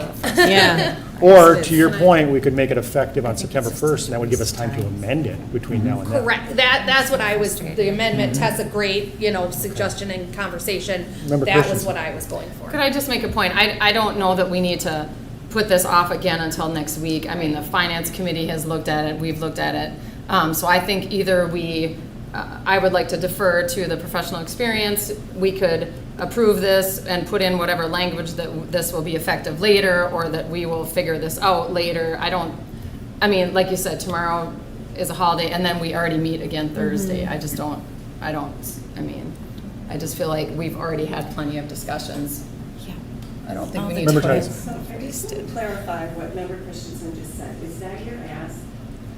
Was that what your intention was when you started? My intention is that there could be some language to put in an effective date of the, 2026 school year, which effectively makes it at the end of the first quarter, which brings us into September, which gives us time to amend. So that's. So what would the exact date of the first day of the second quarter for the school district's fiscal year be? It's the same. I mean, it'll be the. A date in goes- November, Yeah, so, because It'll we'll be- be second quarter. July, August, September. July, August, September, so Yeah. it would technically be October 1st, Yep. would be the Yes. start of Yep. the second quarter. Okay, so why don't I do this? I'll make a motion to amend the approval to add an effective date of October 1st for this policy of 2026. For the For- section 10. For section 10. For section 10, for section 10 of this policy, yes. Right, the rest of it would be immediately implemented. Yes. Correct. Yep. That's right. 2030. That is my motion. That's, yep. Thank you. I second that motion. Okay, so the motion on the table now is essentially to defer section 10 until the second quarter of the fiscal year, which is October 1st. Is that understood? Nothing else in the policy changes except where are you inserting? Is that an amendment to The the original remediation. motion? No, I know, but. It's an amendment to the motion to approve as presented. So motions 1 through 9 would become effective tomorrow morning, and section 10 would become effective on October 1st. Or Of however we 2026. change the language. Or, if we Or were to wherever we change it. decide we're gonna Correct. For put now, it yes. elsewhere. Yep, we could massage or change this before then, we could change the But we effective will date before then. revisit So we would that. have meetings between now and October 1st. I would like that written in the amendment, or whatever you're saying. So not only is it effective October 1st, we need to say in there something about, Could be you know, possibly moved or changed. discussion, or there will be, Possibility I don't know what- to change it. yeah, we're not just gonna say October 1st, because then we'll say, oh, we approved it to October 1st. What, we'll say, like, we will have further discussions, we will look into putting this in a different pot, like, what are we saying? I wanna say something. So don't I want can it to give say you October 1st. assurances from the chair that I will add it to the agendas. If that does not satisfy your requirement, you can make an amendment to my amendment to direct that the board does that work. I would like to add an amendment to the amendment to direct the board to look for a more appropriate policy or a different policy to put section 10 in. And I would like to direct the board to do that by October 1st. And I'd like to second your motion. My motion was seconded, Member Christensen's motion fails due to lack of a second. I'll second that motion. Yeah. Oh, you'll second that I'll motion? second Yeah. Member Christensen. Okay. Member Christensen's motion. Okay, so now we have an amendment to the amendment that basically says the board will be compelled Yes. to address this. Do we have any discussion on that, or can we dispose of that quickly? Okay, all those in favor signify by saying aye. Aye. Those opposed? Okay, now the amendment is that sections 1 through 9 will become effective immediately. Section 10 will become effective on October 1st. That's a motion, not an amendment? That That's the is main the motion. No, that's the amendment that we're voting on right now. We're not back to the main motion yet, because we just had an amendment to the amendment. Okay. We've voted yes for. For Member Jill's Christensen's amendment. amendment. and- Yep, correct. And now, the amendment that's on the table is that the policy will be approved, sections 1 through 9, effective immediately, section 10, effective on October 1st. That's the amendment on the table right now. Member Well, Tyson? Chair, I think you made a prior motion, and I seconded it. That's the one That's the one we're voting on now. Okay. Yeah, that's the amendment we're voting on now with Member Christensen's addition to my motion. Got it. Okay, any questions on that? So if we don't get to this work on October 1st, this will be the entire policy. With But member. we will be doing that. With Member Christensen's motion, we are now required Yeah, to at okay. least address this Yes. between now and October But then 1st. again, we need 4 votes to get that changed. So So just that's addressing it also an doesn't- issue yeah. for me. So. We can address Yeah. lots of things. We can whether address come them, to, whether we get that passed or not, that's the But And I that's, think the overall overarching thing is that we need to pass the Yes. fund balance policy Mhm. up to 9. Yeah. So that's, But I would like- good action tonight. Well, if I we would like get to, that done. yeah, I'd like to, I mean, I think we need an amendment to pull, because I am not, still not gonna support this the way it is. So I don't believe that we're gonna have that discussion. So I would like to just do 1 through 9, and I would approve that. That amendment's already failed, Okay, well, so that has been settled. okay. So this motion is Just let this go then. essentially defer section 9 with a board directive that we will address it between now and October. Do we have questions on that, or can we dispose of that amendment? I think Yes. Member Christensen added parameters such as looking in other policies, Mhm. where it's more of an Correct. appropriate place, correct? Yes, Okay. that is the amendment to the And amendment. that'll be in The minutes. But we have to Yeah. four votes to it, so. Okay, so all those in favor of the amendment, including Member Christensen's amendment to the amendment, signify by saying aye. Aye. Those opposed? Okay, that motion carries.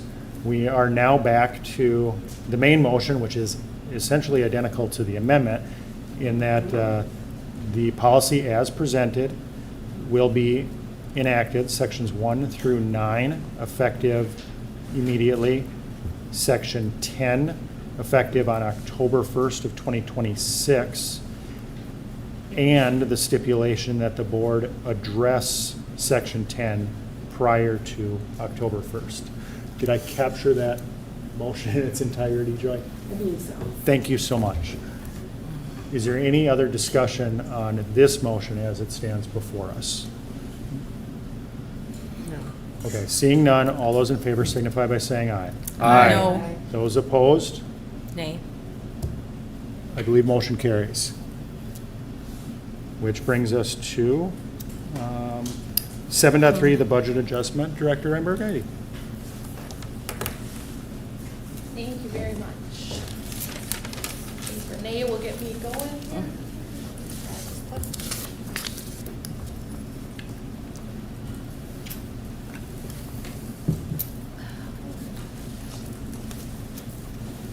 So throughout the spring, we have been working on the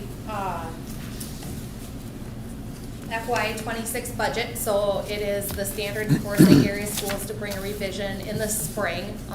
Most of the work was done early spring. There's a little break in time, and then we came back.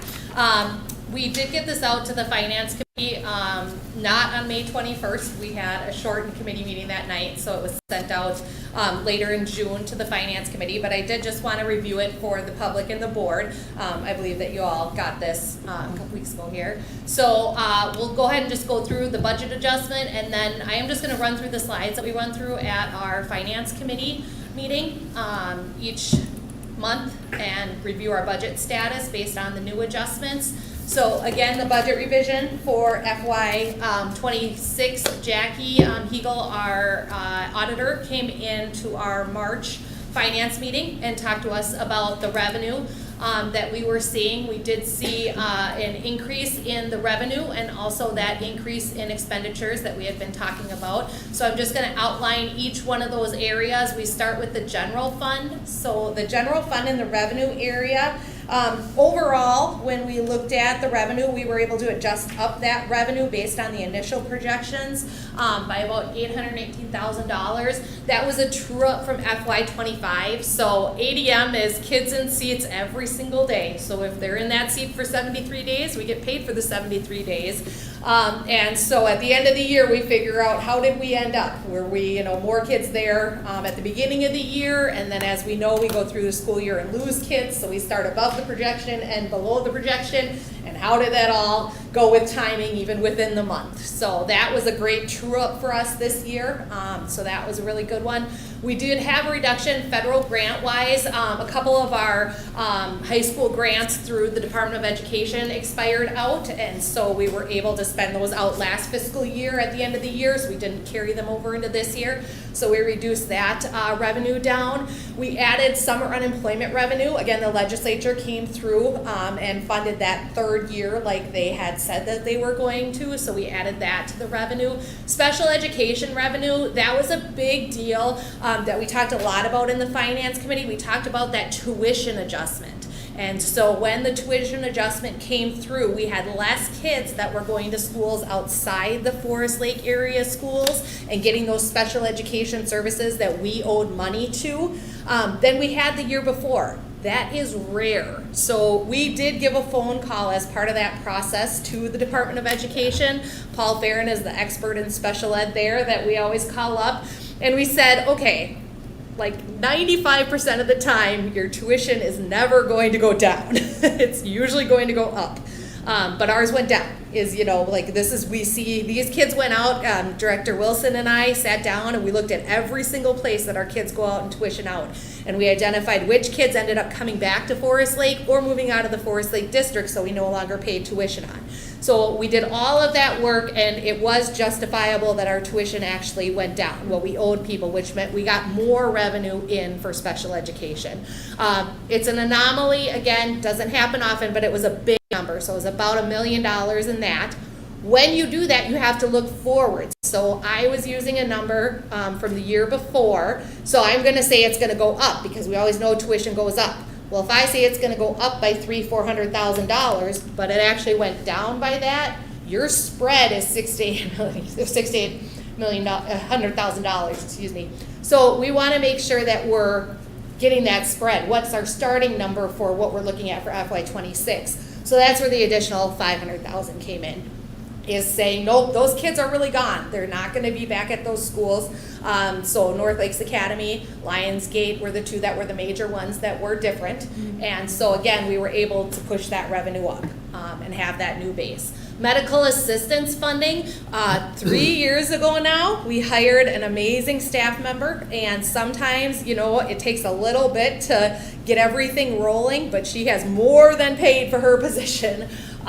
In the fact that we have medical assistance funds finally coming through that we were anticipating. This includes adding our bus aids on our buses to get reimbursement for that. It includes a lot of other areas that Angela Beckham and Director Wilson have worked incredibly hard to get. So again, that is a lot of work that went into getting those funds through medical assistance that the district is able to put into the budget. And then interest revenue, again, you kind of don't know where it's going to end up, so you can be conservative, but we're able to add that revenue. On the expenditure side, we knew, and we've talked about all year, that we had some expenses that just didn't come to fruition in the FY25. We would have loved that Columbus well to be done, trust me, but it wasn't. So that came into this school year. We knew when we moved 6th grade to the middle school, we were going to need another science lab. We were going to need the A classroom done a little bit. There were the few things to come through. So those middle school renovations, lockers, we needed more lockers for the 6th graders.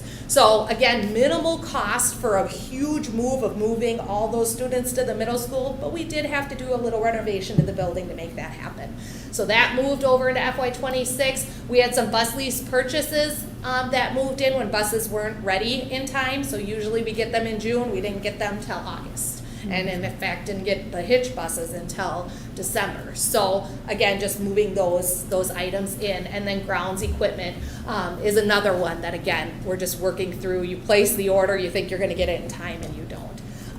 Then salary and benefits, we adjusted up. We had parameters set by the school board for all of our groups. We also adjusted severance, which includes teacher and superintendent for this year. We did increase in property and liability insurance. They did an evaluation, so every 3 years they go through our buildings and they give a valuation. Just like your home in the last 3 years probably has gone up on your taxes in the value, our property has gone up in what they're valuing that, which means our premium is going to go up. So we saw that go up in our property and liability. And then our increase to contracted services, that's a big area that we do spend a lot of time talking about. When we can't hire staff, especially in special education is the main area for that, we have to go and contract it out. And so that's just shifting from salary and benefits into that area. We do shift it back in the projected budget, and so we went ahead and needed to adjust that down. Overall, the general fund budget did, however, we were anticipating all year we've been talking about $1 million shortfall that we would go into. We're thinking it's around $500,000 now. So that would be a good thing to happen.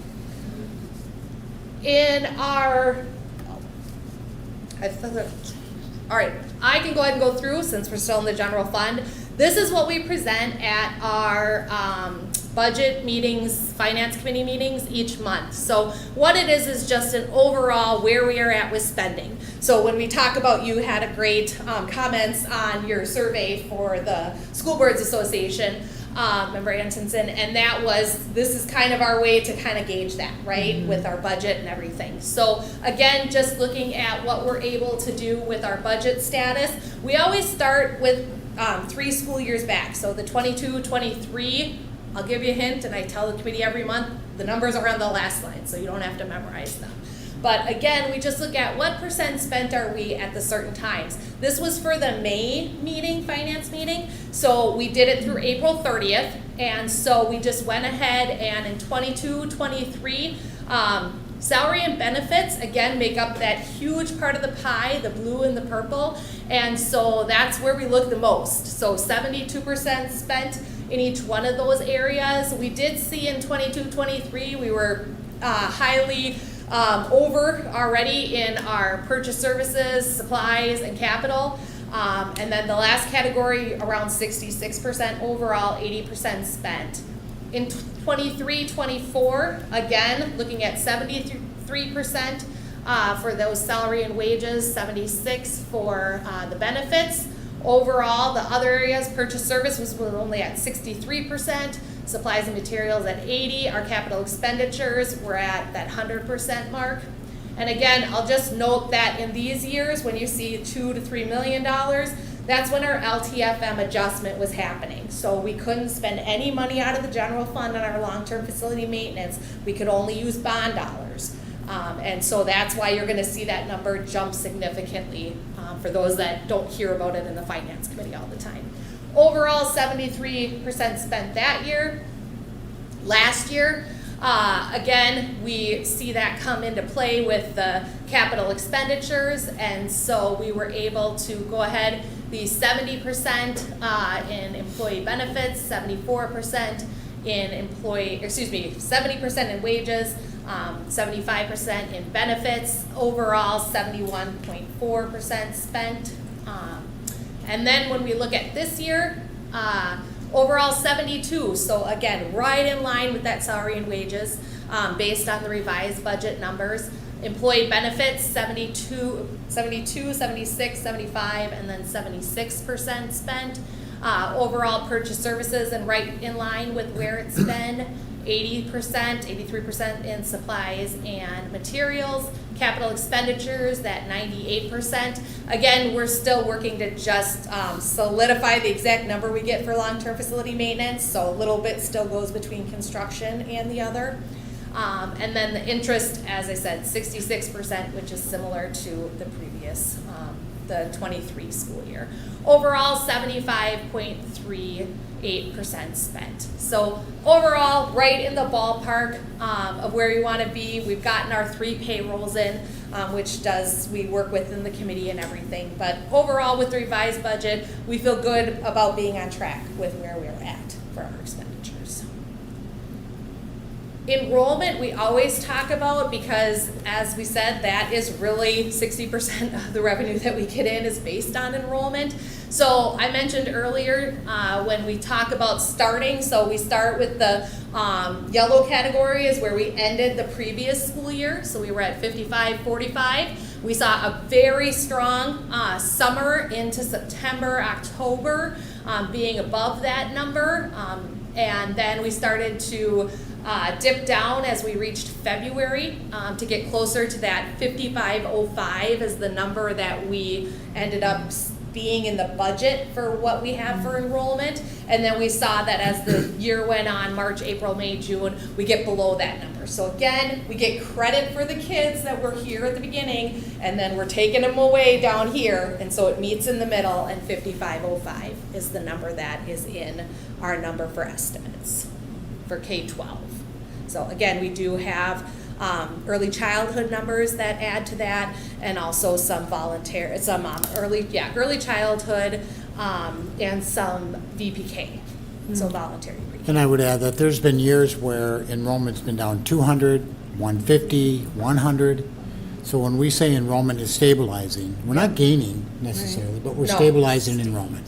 Yeah. Yep.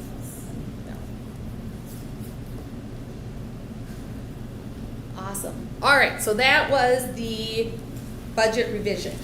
And then I will let questions come in on the revision, and then we'll move on to the next year's budget when we get to the new business. And we're looking for action on. We are looking for action on the adjustment. I was just going to ask, do we have questions before we move to a motion? Just have a quick question. So, Dr. Rangerady, Director, with the medical assistant funds, Yep, we have a position that takes care of that now, right? yep, Hadn't- a Yep. position. And we had gone through many years of difficulties trying to capture all that money. So if we closed the loop on that, we think we're like capturing everything. We did, you know. Because that was a lot that was out there that we. Yes, it is, yes. So overall, nearly $500,000, so we're adding to that number. So it ends up being about $500,000 worth of revenue, which is really great. And so, yes, we feel like we're there. Just when you get there, they start to change the rules, right? So we've heard a lot about that coming. So that's something that we're starting to factor into future years' budgets, that although we have it today, just when you got it, you kind of have to revamp it. So, yeah, we do feel they do lag in that fund, so we do feel we'll have a couple more years good because they true up, just like I talked about earlier, they do true up those funds, which is why we saw the lag in the position, kind of really paying for itself and escalating. So there were a couple years there that, we were not as well as we thought we were going to do, but now it's all coming to be. So sometimes the patience is a virtue. It is, and this position is full-time? Yes, yes, it's 6 hours, which is considered full-time for that. Yep, That's good news. it is. Yep, as I said, Director Wilson played a huge role in that and just working through that. All right, any additional questions? If not, I'd entertain a motion to approve as presented. Move to second. Okay, we have a motion and a second to approve. Are there any discussion? Okay, I just want to make sure I'm looking at this right. What it says here on the agenda, budget adjustment for 25-26. Yep. Okay, I just don't remember, probably, thank you for putting it up there. No problem. Yeah, because so are we $1 million over? Expenditures, yes. Yes. So we've talked, this year, I think in all the Yeah. finance committees, we have talked about the fact that we had expenditures that just didn't come in FY25 like we thought. Because, So when we presented the audit, we said, this is the fund balance, but it's high because we already spent this money. Okay. And we need to make sure. And that's actually why I'm so excited that the fund balance policy did pass, because there's the ability to assign a fund balance. And Yes. that creates transparency for the public. Yeah. And this is the perfect example of how that could have been really helpful in this process, to your question directly. well, and so I guess one of the things I'm questioning is, and it's not personal, I'm just curious, so I want to make sure I'm understanding when things are happening, that I'm understanding it. So when you say that we wish the well would have happened at Columbus, so was it not like paid for? I mean, it was paid for, right? Correct. But it just, how did it not happening affect the budget Yep. so deeply So if it? I did a budget adjustment in FY25, Uh-huh. right? And so I put the middle school renovations and the well in there, hoping we could get it done and paid for. Okay. Okay? That didn't happen. Oh. So I was under expenditures, Okay. right, in what I was doing. And I carried more money over Okay. into this fiscal year. Okay. And so that money, though, We need was it. spent. Yes, Because, right, well, okay, so that's what I'm saying, so Yep. it looks like all tiny. we have the money when we don't really, because we need it for this thing back here, but it's just not gone yet because they couldn't do it yet. So that is, yes, And that's where reserve fund Yeah. balance is helpful. right, Yep. okay, so, So in simple terms, if I were to put a new roof on my house, yep, and I did that in December, but the guys couldn't come out and work for it until January, but I had that money sitting in the account, it doesn't count, I don't get the credit for that on my taxes for Correct. 2025. I gotta roll that into 2026 and wait a full year before I get credit.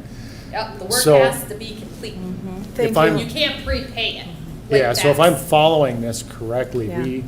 we carried spending into 2026 that Yeah. we'd already done. So even though it looks like we deficit spended by 500,000, if we It's in the different if year. we change the calculations and correct for that spending we carried forward, we actually came out ahead this year, if I'm That's comprehending what, this. so Yep. we were planning to deficit spend by $1 million, and we're only deficit spending by 500,000. So we came out $500,000 We did.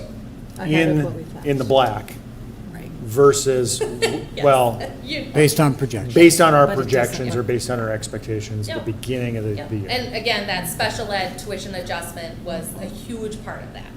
Okay. Thank you perfect. for, Remember, thank you. And that's not even to recognize the interest on the money sitting there for that much time.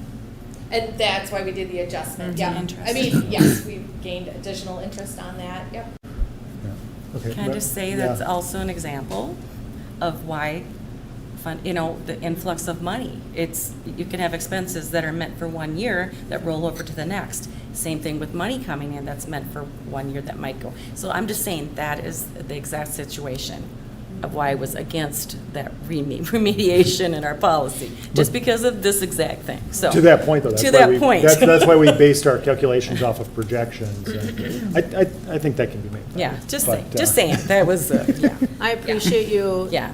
you know, Explain it. giving me No, the, yeah. And we want that, and as I said, that's why, as I said, when we work towards this and the excitement of the fund balance policy Yeah. is a little bit more transparency, because I would love to stand up here with the audit book and Yeah. say, here is the $1 million that I'm talking about, yeah. Yep.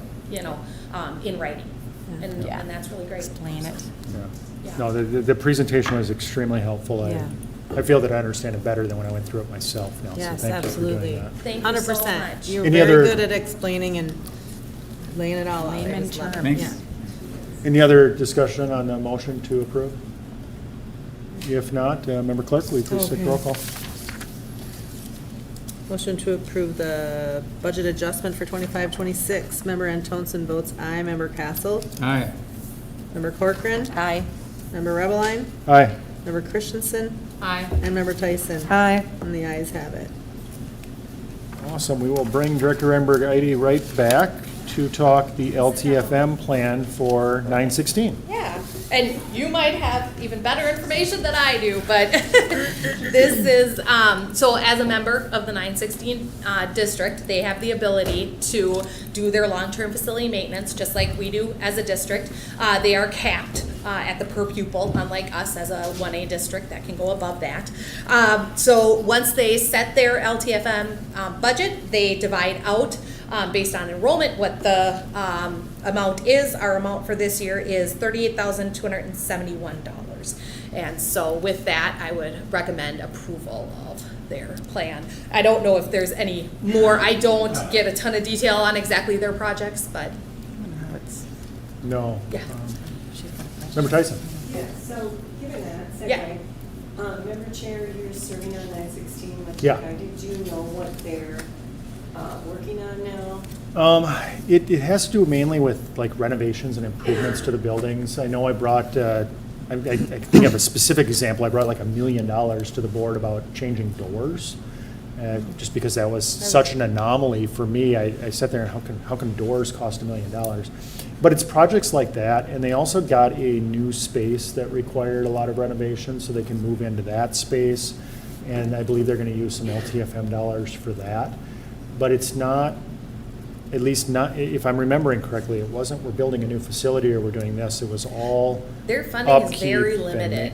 Like, Yeah, it and is then- difficult. Their levy ability is. Correct. They can't. Yeah. When I was there, they were building Carter Blue, they were Yep. building some. It's nothing, Nothing like that, it's. nothing exciting, if I can use that term. It's nothing exciting, it's all just kind of keep the lights on kind of work and minor improvements that'll help with student flow, some student safety projects. I was gonna ask, Yeah. Yeah. I thought I remembered you saying something about safe, like doors and Safety? safety. Yes. Like, Yep, and the badge That was access. yeah, yeah, okay. Into the And doors. can you explain the 6%? I mean, is it? That's a- based on member On membership, enrollment. Yep. like our students that attend there?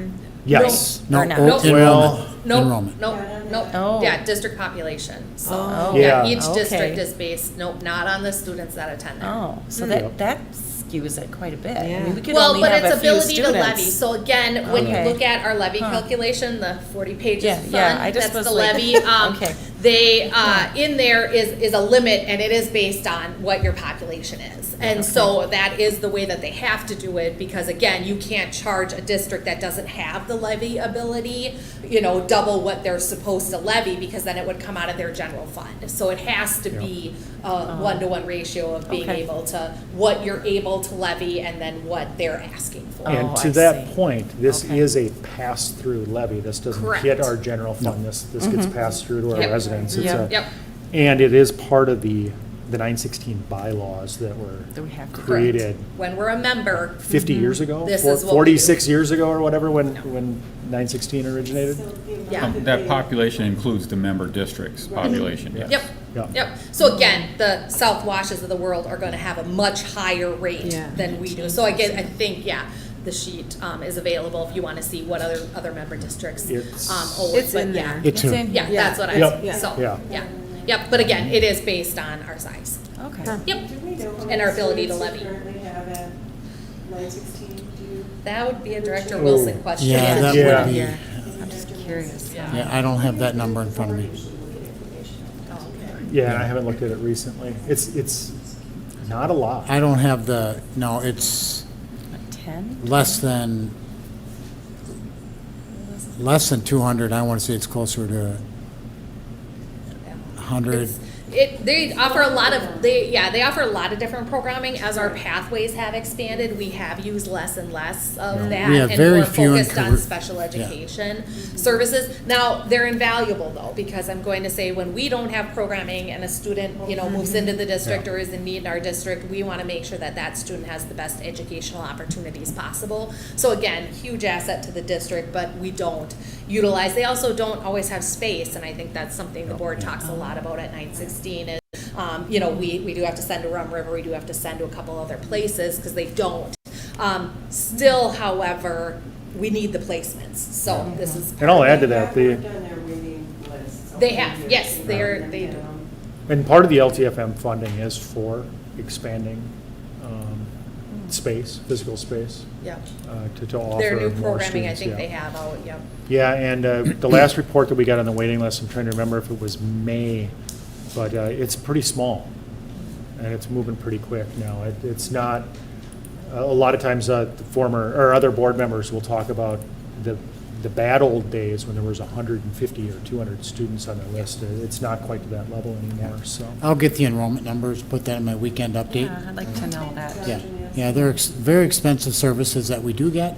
We have very few kids in the Career Tech Ed program because of our expansive Career Tech Ed program here. But they're very specialized special education services that we just can't provide here. We do also, we have contracted with them, so they have staff that maybe they only need 0.5 and we only need 0.5, so that's another area that in the past we've, had that partnership, and that does benefit us too. Yeah. Yeah. All right, any other questions? If Thank not, you. I'll make a motion to approve. Oh, Second? Do we have a motion and a second, any discussion? Seeing none, Member Clerk? all right. Member Castle, Aye. Member Antonsen, both aye, Member Rebeline. Aye. Member Christensen, Aye. Member Corcoran, Aye. and Member Tyson. Thank you. All right, Ayes that have it. brings us to new business, 8.1, first reading, adopt 2026, 2027 budget. Director Amber Big Heidi, night for you. welcome. Thank you so much. So good to be here. All right, so going into the, sorry, I have to just close your eyes for a Slide second. forward. Yeah, I went backwards to get that. Okay, FY '27 budget. So here we will go through all the funds. That's the slide that I was looking for earlier. But all of our funds, we see that revenue coming down, so we're going to go through that significantly, and expenditures, and then we'll go through each of one of the other categories, and we'll get back to this slide at the end. So we'll have it right up on the screen. So revenue-wise, we did see 2.68% increase in our per pupil allocation, which is great.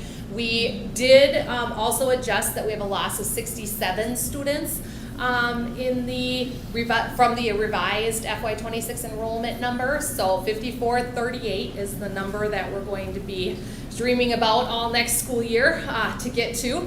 And so overall, that's about a $600,000 increase in that revenue. Reduction in compensatory, so we've had a lot of talk about that the hold harmless went away. And so we were affected a little bit more than I was anticipating. So we did have the ability to appeal that and look for additional funds, and we were about 1% under what we could appeal. So we were very, very close to appealing, but we were not able to do that. So I was sad about that.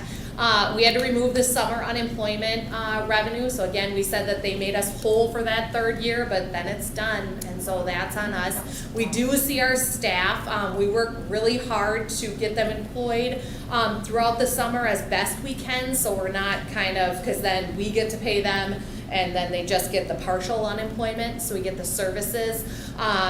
And so we work on that a lot with Director Freeman. And so LTFM adjustment, interest revenue. So that LTFM adjustment is what we've been waiting for. So I know this sounds bad, but I always said that FY27 was finally going to be my year. Had to wait a while. But this LTFM adjustment that we have been working on for 3 years with Ehlers, again, we became a 1A school district, which meant that we could get above the per pupil allocation for long-term facility maintenance. At the same time, our long-term facility maintenance was negative. You would think any reasonable person would have just let us use our revenue to pay it off, but they wouldn't. So we had to not spend any LTFM revenue for a couple of years, and then it took 2 years for the adjustment to come through. So again, not something that we signed up for, something that we advocated to not have to go through, but this is the rules per the statutes per MDE.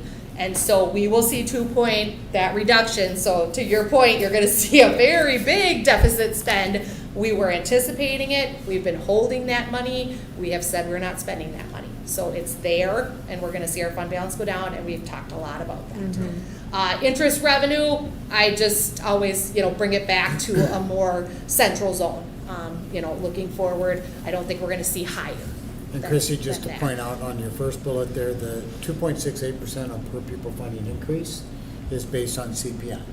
So that was the 2023 legislature that indexed per pupil funding to the CPI. So that's straight off of that calculation that we receive in February. Yes, which is great. On the expenditure side, so again, we're gonna take out those things that went through that I had to put in from FY25 and FY26. We're gonna increase those salary and benefits up with the packages. In the same bullet, I did put right sizing. So they do kind of counteract with each other. So again, in an average year, we go through about 1.5 million in right sizing. We did that this year to be able to balance the budget. And so we ended up with about $800,000 in the salary and benefits area. Reduction in the severance expense. We have our last teacher with full severance retiring. So that is a way that we can go down. Teachers still have an unused sick leave bank that they do. It is significantly different than a full severance package. So that's going down. And then reduction in the READ Act training. Again, we trained all of our elementary staff. Now we're just going to some secondary staff. So again, having those reductions. And then equipment purchased. Again, we did a couple purchases in our grounds department. So I think you can see that the grounds are looking a lot better. This graduation, it was a lot easier to get through with some new equipment that we needed. And so I think those on the Buildings and Grounds Committee got to take a tour of the maintenance building and see some of the antiques that we were mowing with. So exciting in that realm.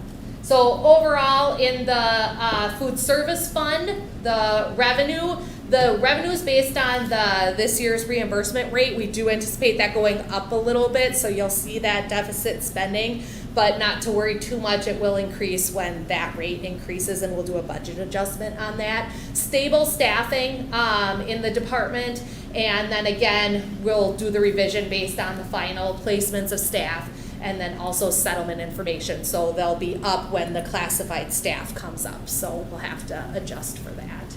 In the community education area, again, increase in revenue and expenditures tied to additional program offerings. We see our community ed department, and they are just bringing new and innovative and great things all the time. And so again, they'll have the revenue to do that, but expenditures that subtract down from that a little. Minor spend down of fund balance, they have grown significantly in their fund balance, so we're starting to say you kind of gotta, get it spent a little bit in that area. So a little bit of spend down there.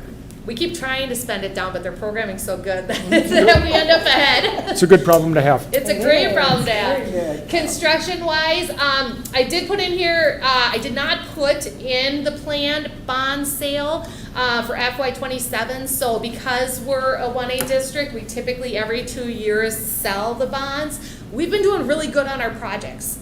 We've been doing good interest.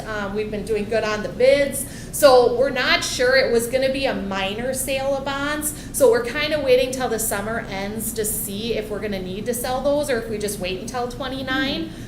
So we're excited about that. We're really doing great work on our buildings and feel like we might be okay financially. So I did not put the sale in there yet. That will be to come. And then expenses this summer, Wyoming, maintenance building. And then as we look into that next summer, the June portion only will be starting at Forest View Elementary. And again, that's HVAC, windows, flooring at Forest View. So very exciting for that building. Revenue expenditures for debt service, again, we get those debt service payments in. The levy amount payments come in at 105%. As that grows your fund balances, there's years where you take advantage of that, money that's been sitting there and you need to kind of pay it down within your levy. So we did a little bit of that this year. So you'll see that the revenue is a little bit less than expenditures, but the fund balance has been building. So in our levy, we balance that out. So you'll see that. And then same thing with the OPEB is the last one. Same thing in that, debt excess it's called. So again, we just went through that process. So this is the FY 26-27. There's no action tonight.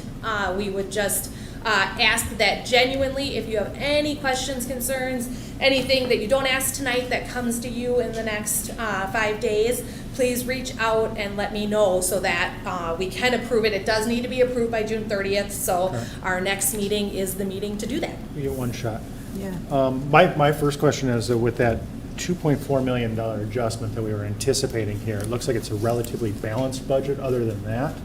What impact does that have on our unrestricted general fund balance? Yeah, so overall, it will likely be in that $7-ish million mark. So when we get to the end of the year, So which as a percentage is, 7 to 8, yeah. the quick We're- math we're is gonna be roughly right that there. 7.5%. Yep. Percentage. Yep. Okay. Close. All right, are there any other questions? I Member have a Tyson? couple of questions, and thank you for all your work and your expertise in this area. You do a tremendous job. So with the summer unemployment, are we operating in a deficit with that? Did the money? So we were covered for 26, and now, No, yes, we no. need to cover it with general fund dollars. So now it's over and out? Yeah. Okay. Yep, so we talk a I lot just wanna about the make sure. unfunded mandates of the legislature. So Right. although they funded it for 3 years, that was great. Now it is affecting. So So- when we look at that, when we think about usually $70,000 for a teacher or whatever, that's real money that is now being put towards Right. something else. So we know that that unfunded mandate ran out. Yep. My other question is, the REDACT funding training, did that money run out? No, we still have some in reserve. Okay. Yep, we're just not having as many expenses, so we will still be spending some of those dollars too. Okay. Again, we're still gonna be training. Also, we offered lane change credit. So as we see those lane changes come through, the local lane change credit for the training that was done, which is very beneficial to our teachers, Yeah. we'll see that expenditures come through in the coming years. Okay, one last question Yep. quickly. So you mentioned Forest View Elementary, and I'm thinking in my head, but 2018 was 10 years ago now almost.